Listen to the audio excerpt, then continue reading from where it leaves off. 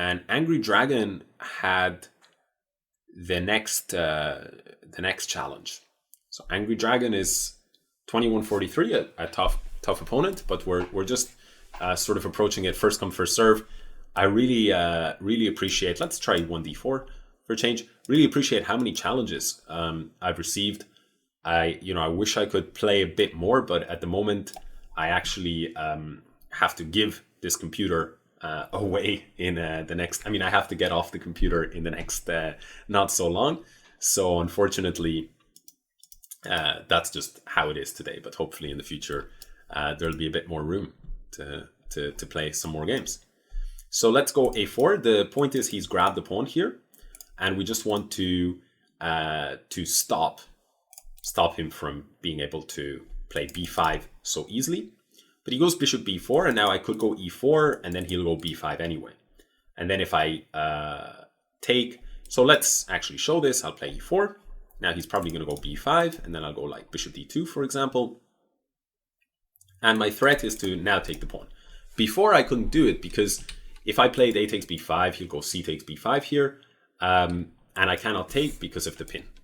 So I'm playing bishop d2, inviting him to either try and find a way to defend his pawn, or to exchange my knight, which is attacking his pawn. But if he exchanges my knight, he will keep his extra pawn for sure. But on the other hand, my hope is that the strong pawn center and the bishop pair will give me enough compensation for the pawn.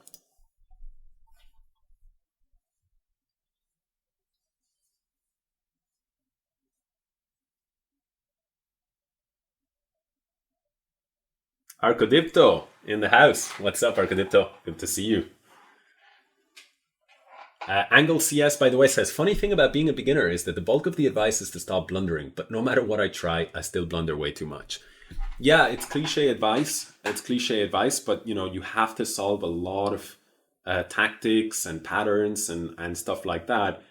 And I think one of the problems that people have is when you learn chess, especially as a kid, I think kids love to just solve reams and reams of tactics, one after another, and they learn super fast from their mistakes.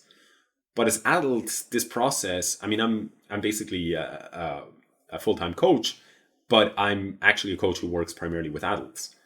And what I notice is with adults, the process works the same way, but just much more slowly than when you're a kid. And adults often prefer the more strategic, positional sides of chess because those are they're just very interesting sides. And so they spend quite a bit of time on that, but then they get frustrated that while they're spending so much time and their understanding of chess develops a lot, they're still losing game after game because they're blundering. So the solution, in my opinion, is always, every day, do your tactics, do a little bit, even if it's only 15, 20 minutes, 30 minutes, solving puzzles, and solve them at the edge of your comfort zone. And only afterwards add the other parts to your game, positional, etc. And be patient. Easier said than done across all categories. I mean, I say this, I preach it, but do I practice it? Do I solve tactics every day myself? The answer is no, because it's tough. But I've spoken to a lot of very strong grandmasters, and their advice is always that you got to work on your calculation. I'm going to go b3 here, just striking at this pawn. And the point is he can take me, but then I will go bishop takes b5 check. And pawn takes, I will take this rook on a8.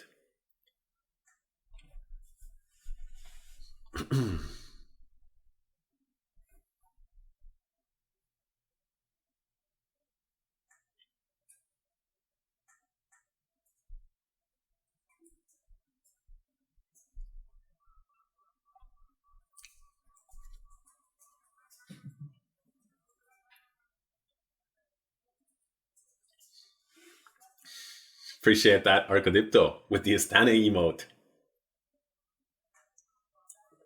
Very meta. So he goes knight e4, actually very smart move, countering my threat on c4 with his own arguably more serious threat here on e4. Okay, so what I'm going to try and do is I'm going to go e5, expecting knight e4, and now I'm just going to gain time against this queen here with bishop a5, here's queen d5, and now I want to take this pawn, or maybe even go queen c2 here, because he cannot take me because the bishop is hanging. But I like a little bit more, I like to first take here, I think. I like to take here. The only difference that I see that might work against me is that after b takes c4, this bishop is suddenly being hit by the queen, so I have to be a bit careful. One idea I just saw though is bishop takes c4 immediately, and if queen takes c4, rook c1. The point is when he moves his queen, I can take his bishop on c8 and then take his rook on h8. But this requires some calculation. Another idea, by the way, is queen a4. So I have a few candidate moves now. Queen a4, bishop takes c4, and queen c2, which was my original intention.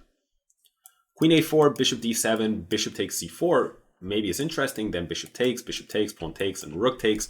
Gets very, very messy, but that position in the end looks to be a little bit more simplified. Queens are off the board, but it looks good. Looks good to me, looks a little bit better. But this is clearly the most ambitious, so let's look at that first. Bishop takes c4, queen takes c4, rook here. Then I think his best bet is queen b5, something like that. Rook takes c8. Then king somewhere, d7 or e7. I'll try and figure out what is best.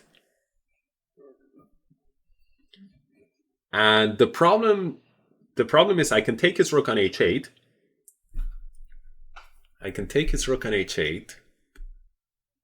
But he does get my bishop on a5 with check, and then I have to play a move like knight d2 or king f1, and none of them are ideal. But on the other hand, my rook on h8, it's not such a silly piece, because the rook on h8 in this whole variation at the end, whether he goes to d7 or e7, I'll just go rook takes h8. That rook on h8 is actually going to cut off both the knight and the rook from playing, because if he moves the knight, I'll take his rook. So I actually love that my rook is on h8, and it's very hard to attack it. So now this is where visualization and calculation sort of comes into play. Bishop takes c4, queen takes, let's double check, rook c1, queen b5, rook takes, king wherever, rook takes, queen takes a5 check, knight d2 is the move I like the most, probably. King f1 is interesting, but knight d2 looks good. And does he have anything there at all? Knight c6, for example, would be a way to develop his pieces. I would take the rook, and then he could even go knight takes d4. And he has all these pieces circling around my king, and my king is stuck in the center. But I'm up a lot of material in that situation. I could even castle and give him this knight on d2. So all in all, I like it. I'm going to play it. Hopefully I haven't missed anything obvious here, any check or anything like that. But I needed to play because otherwise the clock situation was too low. One of the things I really like about this position is after I take this pawn with tempo, if he backs away, some move like queen here, I have two things that are really interesting. One is bishop b4 to keep his king locked in the center, and another is to play against this knight, which if you notice doesn't actually have any escape squares. So maybe some queen e2, queen c2, bishop d3. One of these moves might actually hurt him a lot. For example, queen d7, I like queen c2. When I just don't see a square for the knight, black can play f5, for example, but there I could even take. And after knight takes, I could jump my knight to e5 in the future, and his pawn structure would be completely ruined.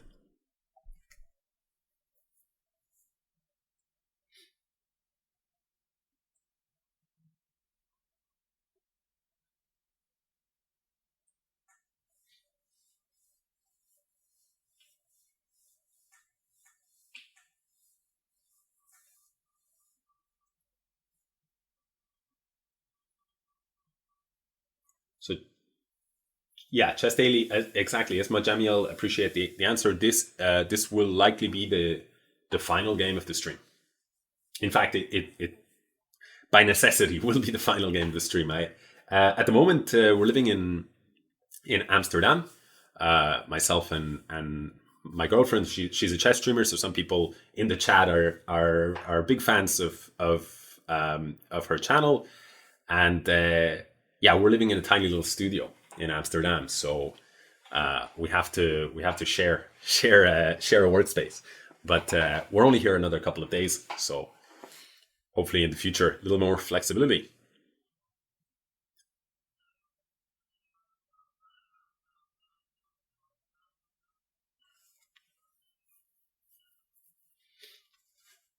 Avraj says, "Hi Alex, I was never able to attend live stream because it often happens at night in India when you start the stream."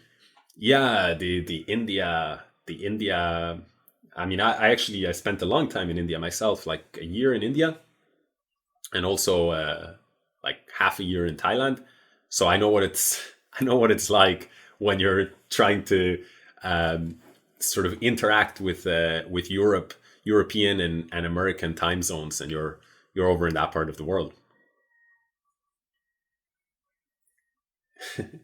Is that her? And Argodipto says with the Fionqueta emotes. Yes, it is indeed. So we Rook C1, Queen A2, missed by me this resource, Queen A2. So the value of tactics, but hopefully it will not hurt me too much. I think I have to take, but I could castle, but this feels like a free piece. Rook take, not a free piece, but I mean I'm down a piece, so I better take it. And after king moves, I mean I always have this check, this bailout check. So let me grab this piece. If he goes king to e7, I feel like this check is the way to go.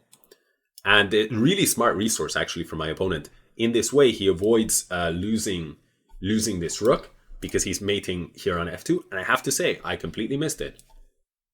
But let me go rook c2. Thankfully, I survive. I mean, it doesn't damage the position. It just means I don't get my dream scenario of capturing this rook.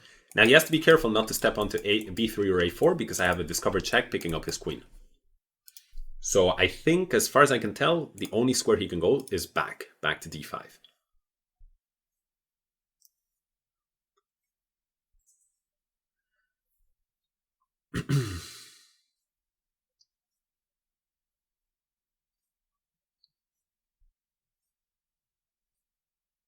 And after queen d, so now at the moment I'm thinking, what will I do against queen d5? Will I play against his knight or will I play castle? One common mistake I see in people is, in this position, when it's clear only queen d5 is the only good move, people should always get into the habit, think about what you're going to do against that move while your opponent thinks. So a common mistake is, in this position, to wait and only here start to think. But when you can, use your opponent's time. So knight c6 is definitely the move that he'll play very soon, just developing and hitting my bishop. On the one hand, I can castle and just keep on developing, but I'm just trying to see, is there something better, something more energetic here, like queen c1 or queen e2, any way that I can press the position.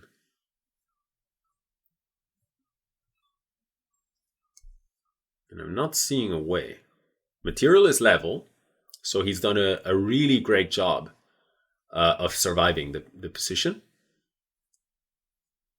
I'd love to find, for example, queen a1, knight c6, queen a4, but then he has queen b5.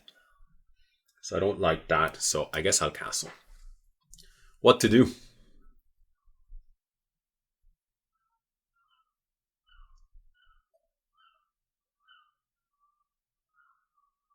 So I have an idea. Against knight c6, maybe I could put my bishop on d6.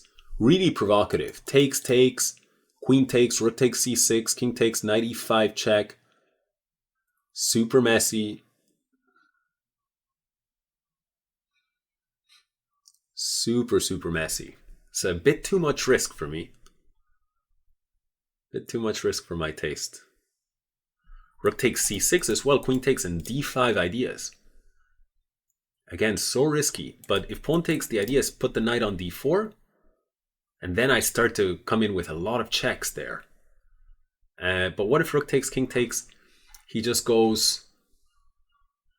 What if he just goes king takes, queen a4 check? If queen b5, I have queen c2. Check, king d7, queen takes b4, rook b1. Okay, guys. For the purpose of the stream, let's do it. That's my excuse, right? If it doesn't work out, I'm like, I just did it for you guys. And if it does work out, then I take full credit, of course. But the idea here is I'd like to stay on the record. No matter what happens here, I can tell you If this was, let's say, a game where there was something serious on the line, I would never play like this. No, I mean, I would definitely look at it. I would try and calculate it, but I wouldn't just like throw myself into this without being pretty confident of what I've calculated, because, you know, my position is quite comfortable here. If I play a move like just some normal move, I feel I should be okay, at least not worse. Probably a bit better, because although his pieces aren't great, he has great grip on the light squares here. And he has some good squares for his rooks to come into. On the other hand, you know, I have the center is okay. His knight on e4, I can try and play against that piece, and my structure is a little bit healthier than his, perhaps, or at least not worse than his. So I would, under normal circumstances, go here or maybe go here, something like that. But rook takes e6 is really fascinating, because if king takes, we can talk about that after the game, and I can show you the ideas that I had there. But basically, or I can just show you now, basically king takes, my idea was queen check. And if he steps back, if he steps anywhere here, I can then start bringing my rook into play. And that's a lot of pieces coordinating against this somewhat weak king. And when he plays queen takes, and king takes, queen check, king, if he instead of this goes queen b5, then I had queen c2 check. If he goes king d5, I feel like, you know, the king on d5 felt to me that it would be a bit too weak there. Although maybe not, but for example, rook c1, and I'm already threatening mate with queen a2 or with queen b3. It seemed too scary. But wait a second, he has moved. He's gone queen c4. Have to admit, this was not a move that was, let's say, high up on my radar. Okay, d takes e4 is definitely the move that springs to mind.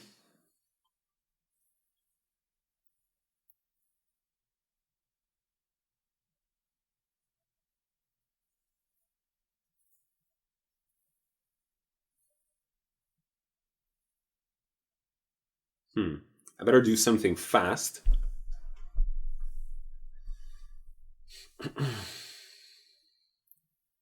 Okay, I want to just take this pawn. King takes, and then what can I do? Knight d4. But I'm not sure. Should I do something like this first? No, okay, let's take.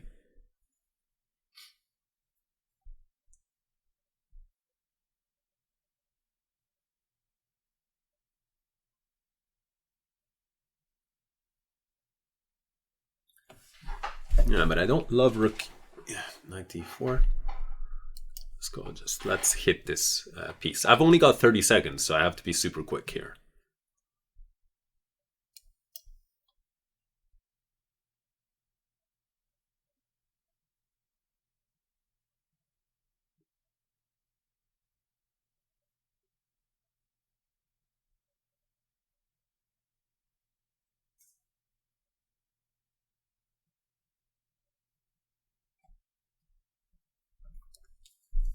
Can I go rook c1, for example?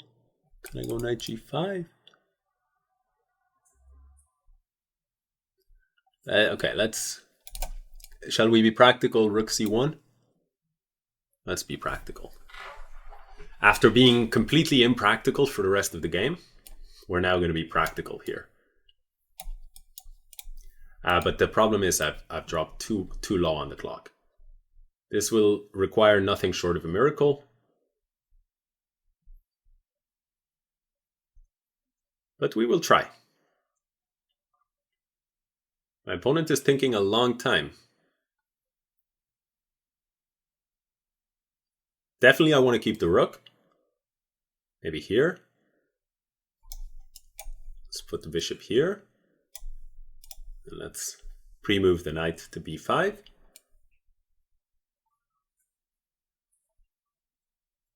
Let's maybe create Luft. Let's pre-move the knight to a3. Pre-move rook c1. Pre-move bishop c7. Maybe pre-move rook check. Takes. Here. Okay. You do get the win. crazy stuff. Let's see. So yeah, in this position, as I was saying, I actually underestimated just how big of an advantage white had. And I was saying bishop a3, and I thought, yeah, white is a lot better. But I got attracted to this rook takes c6 idea. And it turns out that white is still a lot better, but not as good as after bishop a3. And you know, this is the importance of being practical in chess. Just put your bishop on a3 and enjoy a very good position. But rook takes c6 was very interesting. And after king takes c6, I had this idea of queen a4. But maybe it turns out that, when the king goes here, well, now computer seems to be liking it. But then it finds rook a c8, bishop. It's sort of debating. Even the computer itself has no real idea. And now it finds this crazy resource, knight g5. The point being, you cannot take here because bishop d6 is going to be checkmate. If you go king wherever, I'll take your queen. And if you play knight takes g5, it's actually the best move to take this knight. Now you're down a full rook, but after bishop c5, king c7, queen takes a6, down a complete rook. Apparently black has only king d7 to survive, and now apparently white has an edge, a big edge after this move bishop d6. If you understand it, please let me know, because this whole position is way too complex for me. Black has only move according to the computer rook c7. By the way, how do you improve your tactics? How do you improve your attacking possibility? You spend time looking at this stuff. The computer gives you the answer, but it never tells you the why. So you got to figure that out yourself. And yeah, sometimes some people, of course, if you have a coach, you can be assisted in this. Most people do not have a coach. You got to figure it out yourself in that case. But even with a coach, you still should learn how to figure this stuff out yourself and work with computers. So after rook takes c6, he went queen takes c6 and d5. So the nice thing, the good news for me, my instinct was correct, but then I went wrong. So the idea was if queen takes d5, queen a4.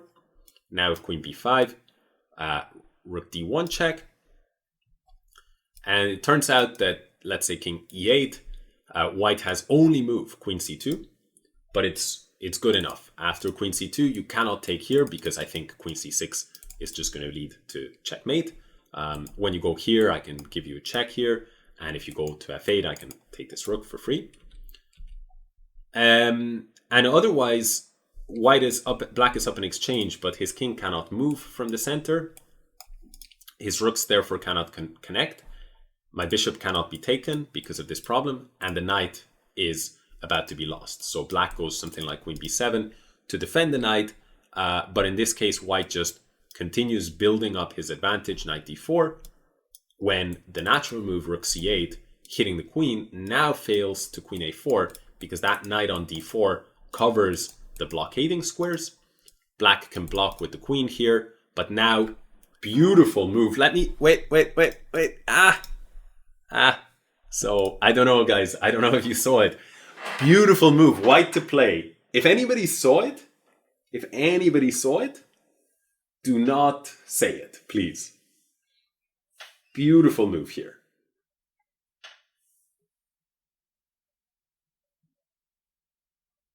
White to play. Thank you for the game, by the way, Andrew Dragon. Angry Dragon. White to play. Final puzzle of the evening.